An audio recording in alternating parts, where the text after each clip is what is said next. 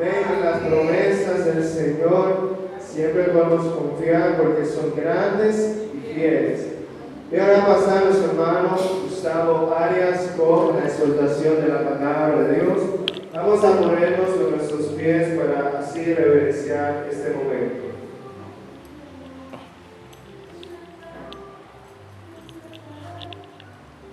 Mi hermano, el Señor te continúe bendiciendo. Vamos de inmediato a orar. Señor, te damos gracias por tu palabra. Gracias, Señor, por el privilegio de predicar, exponer tu palabra.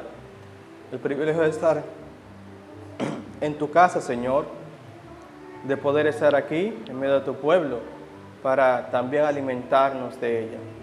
Padre, los hermanos que no han llegado, te pedimos que tú le pongas el querer como el hacer por tu buena voluntad y que ellos lleguen a tu casa y se puedan regocijar junto con nosotros, Señor.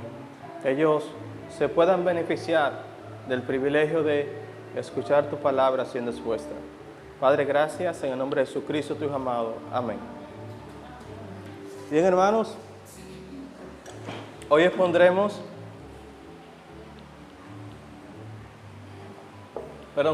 con la serie de Juan.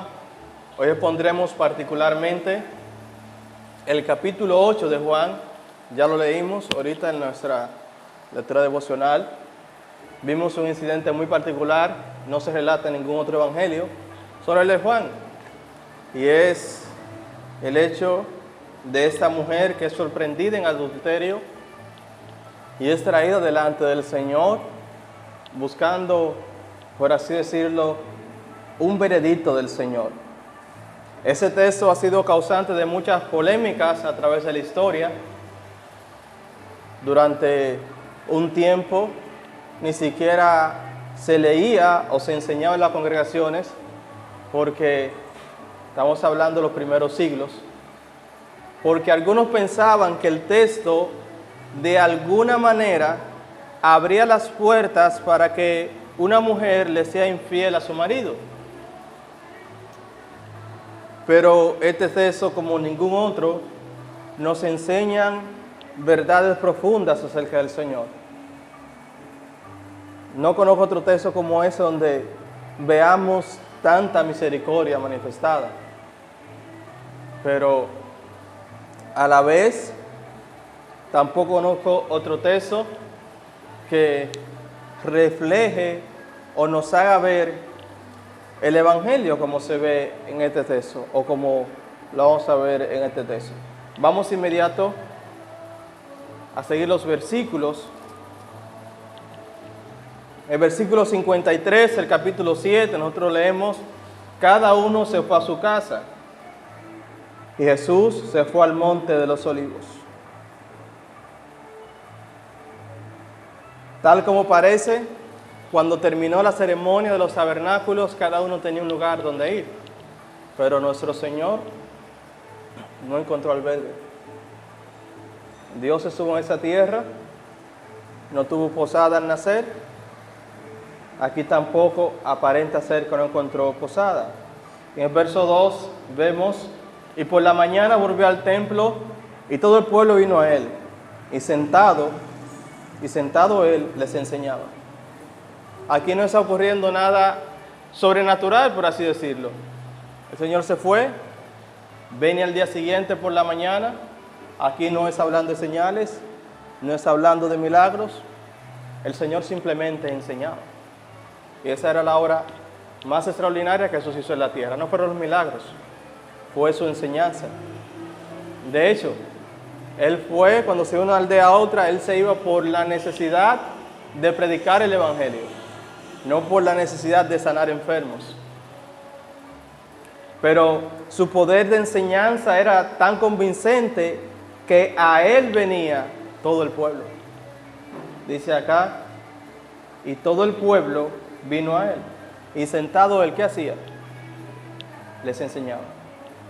Les enseñaba.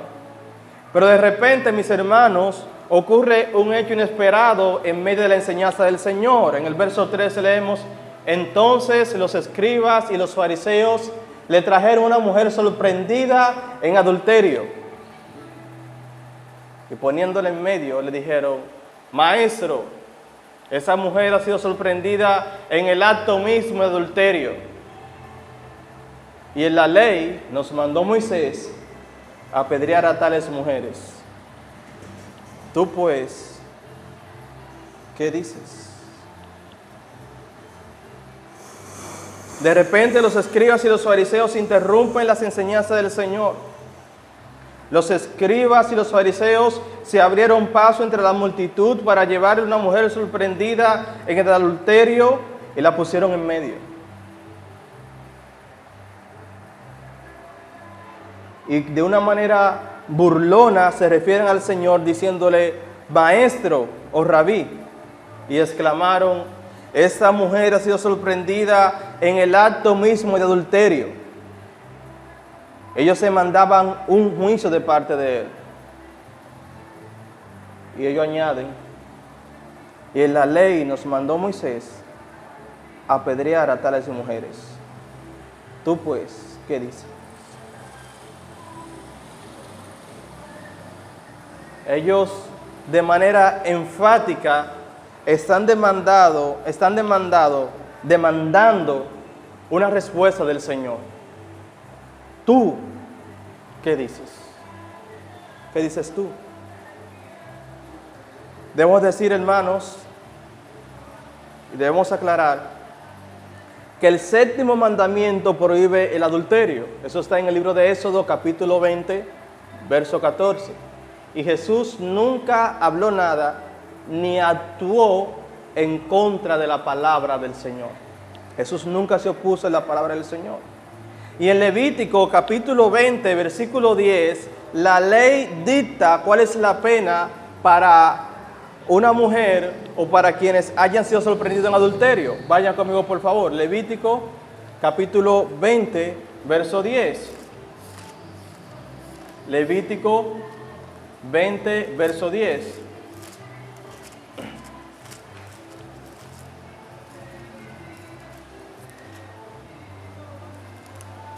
Allá leemos,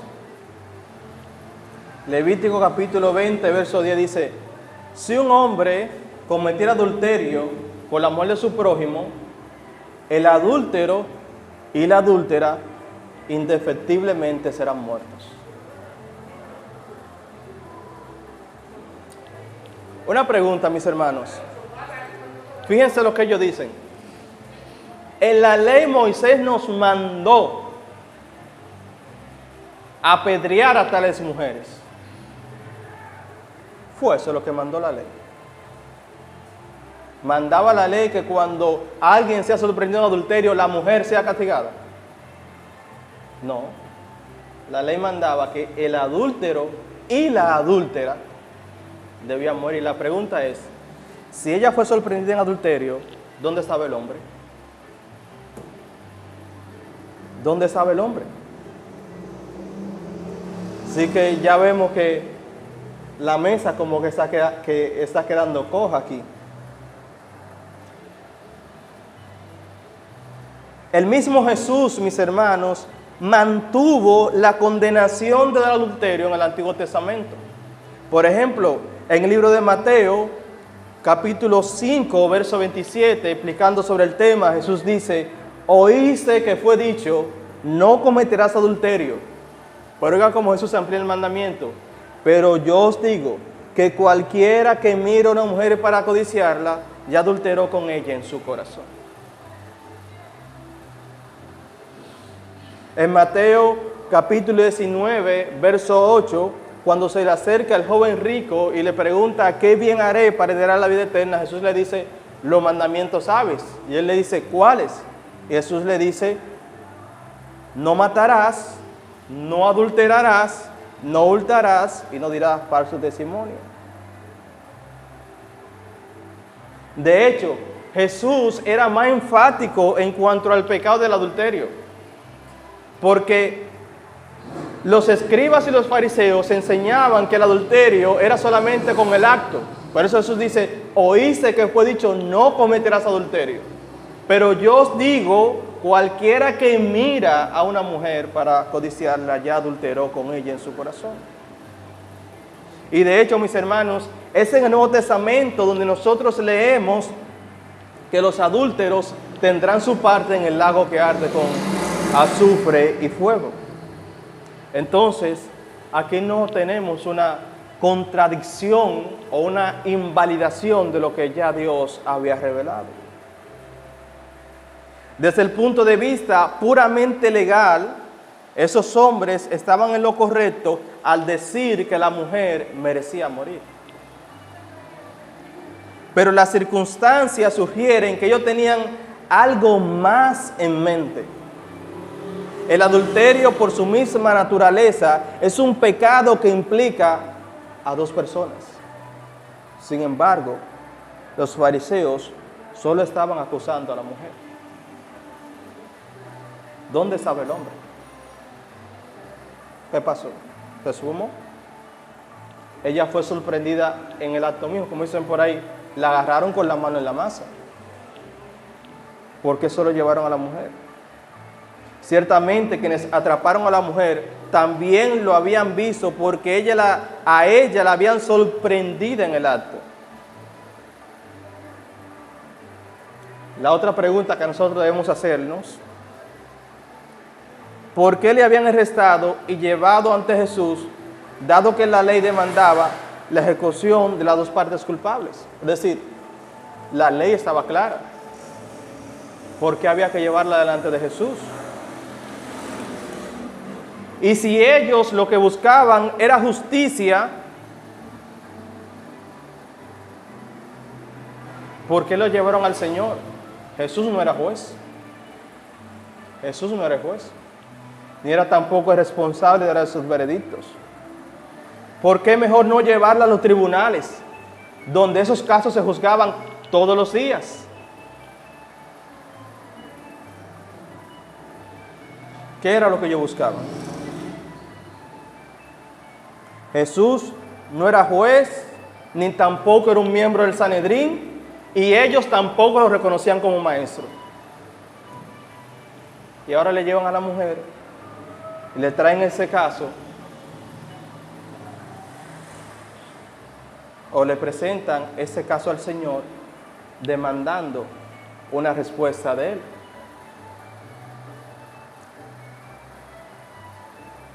Los motivos de los fariseos eran obvios.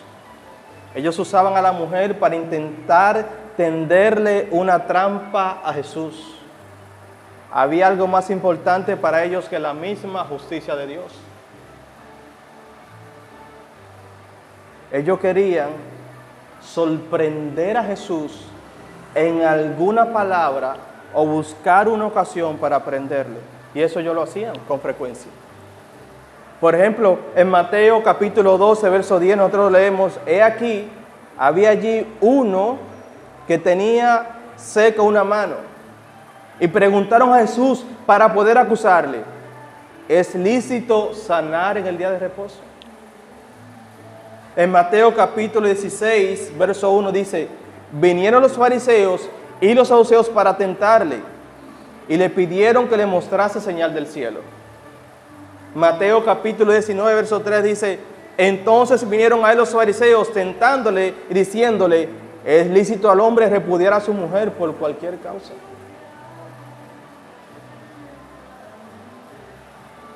En Mateo capítulo 22, verso 34 al 36, nosotros leemos: entonces los fariseos, oyendo que había hecho callar a los saduceos, se juntaron a una.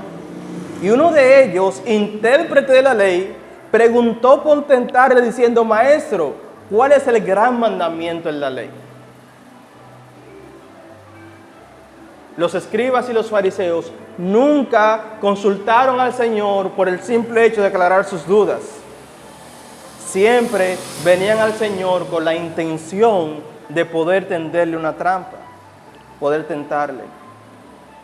Los acusadores de la mujer creían que tenían al Señor entre la espada y la pared. Si el Señor se oponía a apedrearla, lo acusarían de violar la ley de Moisés y con ello desacreditarían su afirmación de ser el Mesías. Por otra parte, si aceptaba como los acusadores, que esta mujer debía ser apedreada, la reputación del Señor de ser un maestro compasivo sería a pique. ¿Ustedes recuerdan, mis hermanos, que el Señor mostró compasión con los pecadores como ningún otro maestro de los escribas y los fariseos? Por ejemplo, en Mateo capítulo 9, verso 11, luego de que el Señor se encuentra con Mateo, hace una cena, el Señor se sienta en la mesa con los publicanos y los pecadores. Y los escribas y los fariseos preguntan, ¿por qué como vuestro maestro con los publicanos y pecadores? Y Jesús responde, id pues y aprended lo que significa misericordia quiero y no sacrificio, porque no he venido a llamar a justos sino a pecadores al arrepentimiento.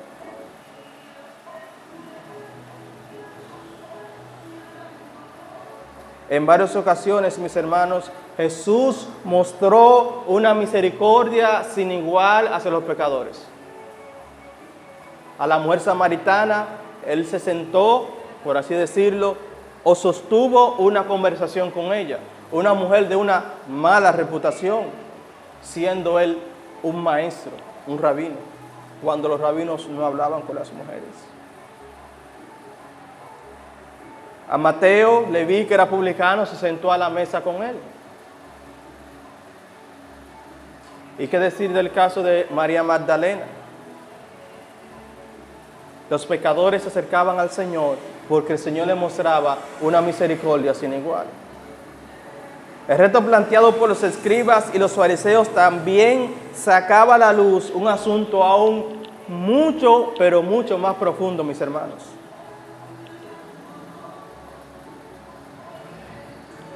La pregunta es esta: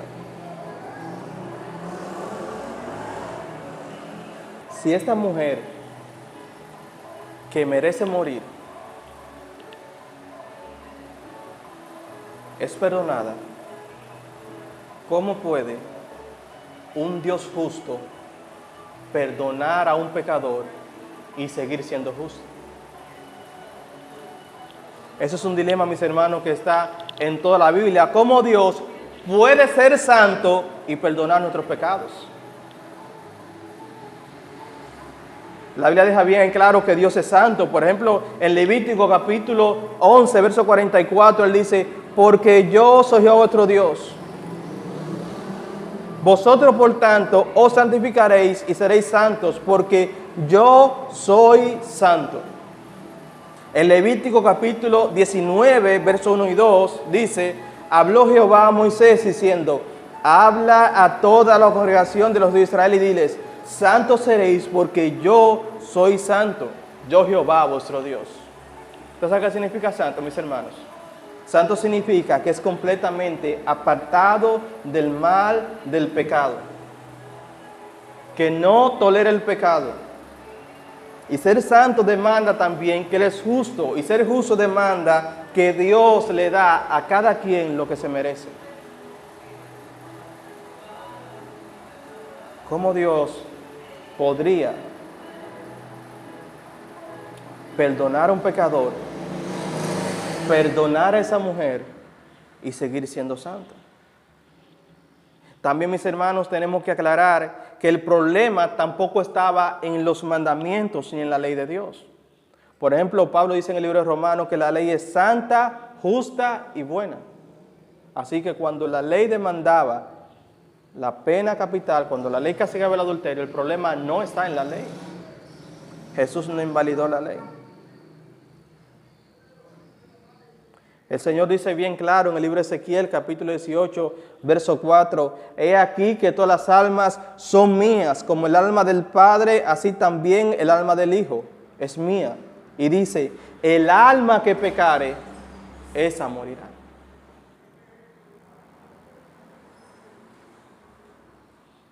Como Dios es santo, como Dios es justo y perdona a los pecadores. Eso es un gran dilema que tenemos en toda la Biblia. Si hay un pasaje, mis hermanos, donde podemos ver este dilema o ese problema en todo su esplendor, vaya conmigo al libro de Éxodo, capítulo 34, versículos 6 y 7. ¿Ustedes recuerdan cuando Moisés estaba guiando a los hijos de Israel? Y Moisés le pide al Señor ver su gloria. Y el Señor le dice a Moisés: yo haré pasar todo mi bien delante de ti. Y Moisés iba a proclamar todo el bien del Señor mientras el Señor pasaba. Vayan conmigo al libro de Éxodo, capítulo 34, versículos 6 y 7. Lean conmigo.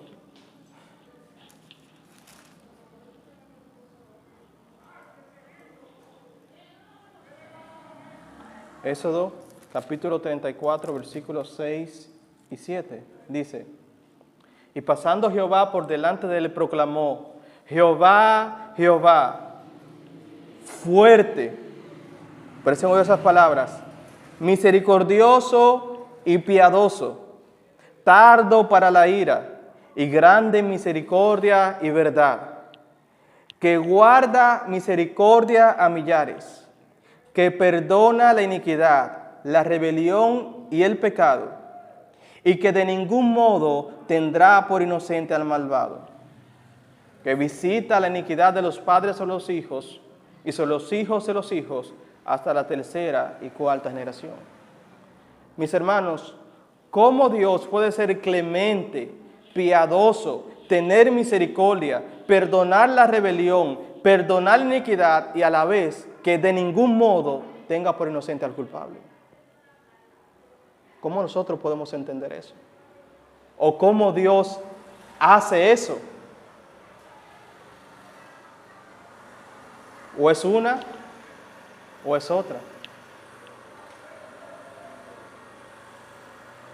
¿Cómo Dios perdona a los pecadores y a la vez Él dice que de ningún modo tiene por inocente al culpable? Si hay alguien, mis hermanos, que ejemplificó esto, fue el mismo rey David. ¿Ustedes recuerdan? David, el pecado que cometió, que en la Biblia es conocido como el pecado de David. David cometió adulterio con la mujer de Urías, la mujer queda embarazada, él intenta engañar, mandando a Urías o haciendo mediante una artimaña que Urías se acueste con su mujer. Como no lo logró, mandó a matar a Urías, es decir, cometió homicidio. Era un adúltero, un homicida, y para mantener todo eso oculto era también un mentiroso, pues tuvo que hablar mentira. Y Dios envía a Natán para que le dé el mensaje a David en el libro de Samuel, 2 Samuel, capítulo 12, verso 13. Vayan conmigo. ¿Cómo Dios puede tener misericordia y a la vez ser justo, que de ningún modo tenga por inocente al culpable? 2 Samuel, capítulo 12, verso 13.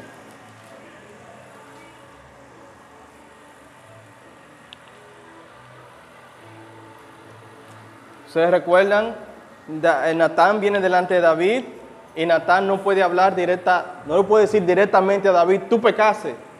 Porque cuando viene a ver, David le vuela la cabeza. Después de todo, David es el rey de Israel. Entonces Natán le dice una parábola de un hombre que tenía muchas ovejas y uno que tenía una sola corderita. Y vino una visita donde el hombre que tenía muchas ovejas, y él no quiso sacrificar una oveja.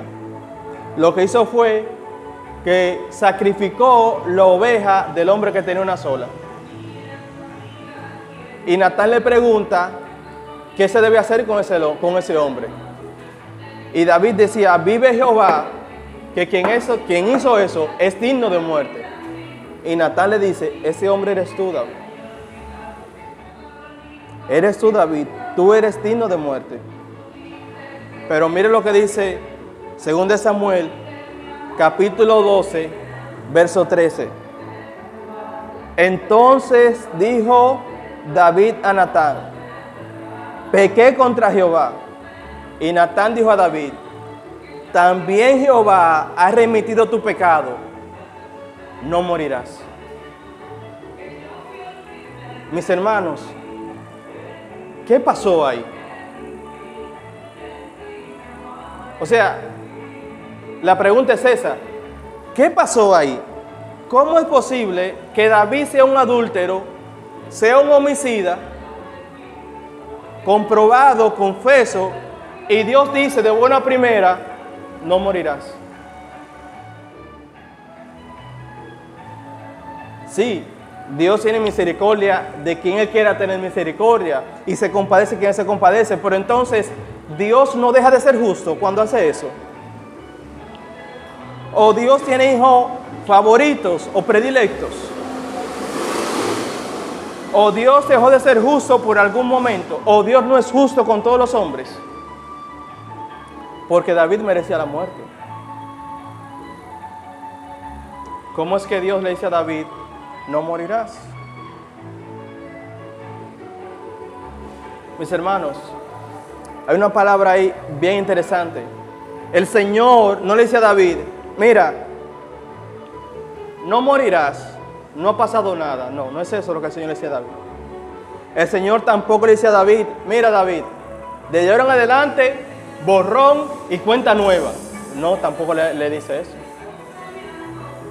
Lo que el Señor le dice a David es: Jehová, escuchen esa palabra, ha remitido tu pecado. ¿Usted sabe qué significa eso, remitir? Que Dios tomó el pecado de David y lo puso en otro sitio.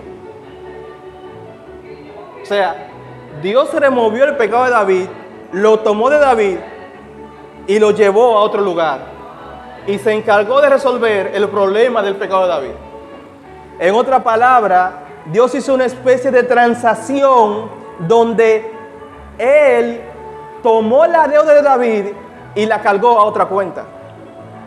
Dios ha remitido tu pecado, no morirás.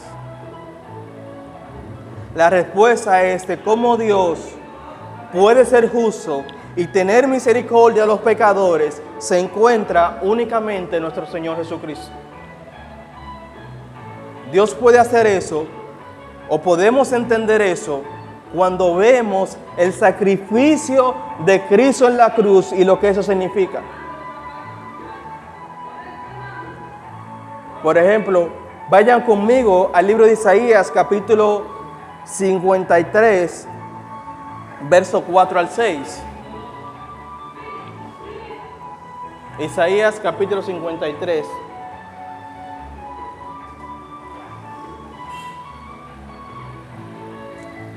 Verso 4 al 6. Allá leemos que dice la palabra del Señor: ciertamente llevó Él nuestras enfermedades y sufrió nuestros dolores, y nosotros le tuvimos por azotado, por herido de Dios y abatido. Presten atención a las siguientes líneas. Mas Él herido fue por nuestras rebeliones, molido por nuestros pecados. El castigo de nuestra paz fue sobre Él, y por su llaga fuimos nosotros curados. Todos nosotros nos descarriamos como oveja, cada cual se apartó por su camino. Presten atención a eso. Mas Jehová cargó en Él el pecado de todos nosotros. Lo que Dios hizo con David fue que tomó el pecado de David y lo remitió a su Hijo Jesucristo y lo cargó en Cristo. Y en Cristo Dios pagó el pecado de David. De esa manera, Dios puede tener misericordia, puede perdonar el pecado de David y no deja de ser justo. Porque Dios en ningún momento dejó de castigar el pecado. Lo que hizo fue que el castigo de David se lo cargó a Cristo.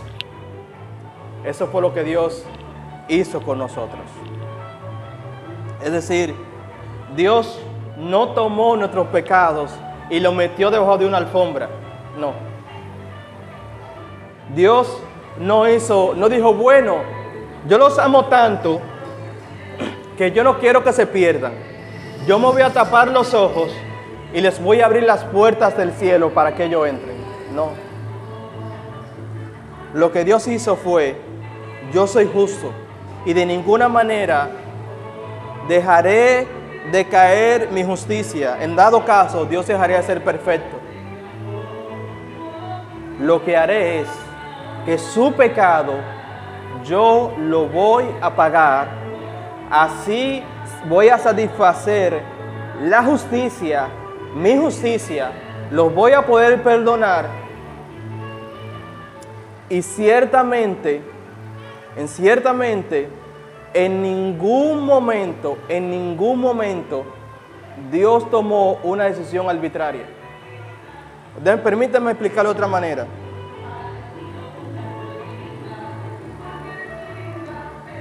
Si yo caigo preso por una multa, tengo una multa de tránsito o lo que sea, caigo preso, estoy preso, tengo que pagar la multa, la fianza, pero yo no tengo el dinero. Si viene otra persona y me ofrece pagarme la fianza, pagarme la multa para que yo salga libre, ¿sería eso injusto? ¿Que otra persona pague por mí? No, no sería injusto, porque la deuda está siendo pagada. O déjeme decir otra cosa, si usted tiene una cuenta en el colmado, tiene un crédito, ¿verdad? Crédito, una cuenta que usted no puede pagar, usted no tiene el dinero, y si usted no paga, usted va preso. Pero usted tiene un buen vecino, como yo, que le dice, bueno, yo voy a pagar esa cuenta por ti. Yo voy y la pago, la cuenta queda saldada, y así usted no va preso. ¿Es eso injusto? No, no es injusto, porque la cuenta está siendo saldada. Alguien lo explicó de la siguiente manera. Un juez en la ciudad tenía que condenar a un criminal. Un criminal ya demostrado. La pena que esa persona merecía era la pena de muerte. Pero resulta que el criminal es el hijo del juez. El juez, que es un juez justo y debe ejercer la justicia, tiene que castigar a los criminales, incluyendo a su hijo. Él no puede decir, bueno, ¿por qué mi hijo lo voy a dejar ir libre? Porque en ese caso él dejaría de ser justo. Pero como padre, siente un gran dolor al condenar a su propio hijo a la pena capital, a la pena de muerte. De repente ese juez levanta el martillo, lo suena en el estrado y dice, eres culpable y eres condenado a la pena de muerte. Pero más adelante el Señor le dice al sheriff, al alguacil, el juez le dice, alguacil, a este joven que es culpable, que es mi hijo y merece la pena de muerte, déjelo ir en libertad. El sheriff se sorprende, ¿y cómo es posible, señor juez? Merece la pena de muerte. No se preocupe, alguacil, yo me sentaré en la silla por mi hijo. El pecado que él cometió, yo lo voy a pagar. ¿Está haciendo ese juez injusto? Ese juez está cumpliendo con la justicia y a la vez está rescatando a su hijo. Eso fue lo que Dios hizo en su Hijo Jesucristo. Nuestros pecados lo cargó en Él. Nuestra vida imperfecta la cargó a la cuenta de Cristo y la vida perfecta de Cristo la cargó a nuestra cuenta. Eso incluye a los que vivieron antes de Cristo como a los que vivieron después de Cristo. De esa manera, mis hermanos, solamente en la cruz se toma la justicia de Dios y la misericordia de Dios enlazan. solamente teniendo la cruz en medio. Solo así Dios tiene misericordia de quien Él tiene misericordia, perdona la rebelión, la iniquidad, la maldad y de ningún modo tiene por inocente al culpable. Fíjense, mis hermanos, que la Biblia nos declara justos, no inocentes. ¿Entendieron? La Biblia nos declara justos, no inocentes, porque nosotros somos pecadores y somos culpables del pecado. Lo que Dios hace es que nos carga a nosotros la justicia de Dios, la justicia de su Hijo, y nuestros pecados los carga en Él. Bien, mis hermanos, vamos a continuar, si Dios quiere, la semana que viene. Vamos a orar. Padre, gracias por tu palabra. Gracias, Señor, porque una vez más tú nos has hablado. Ayúdanos, Señor, a entender la gran obra de redención que tú has hecho a través de tu Hijo. Padre, gracias. Qué gran obra la que tú hiciste. Qué gran Dios eres, que eres misericordioso, eres clemente, eres tardo para la ira, que perdonas la iniquidad, perdonas la rebelión. Y aún así, Señor, tú no rebajas tu justicia. De ningún modo tú tienes por inocente al culpable. Ayúdanos a entender eso, Señor. Lo pedimos en nombre de Jesucristo, tu Hijo amado. Amén.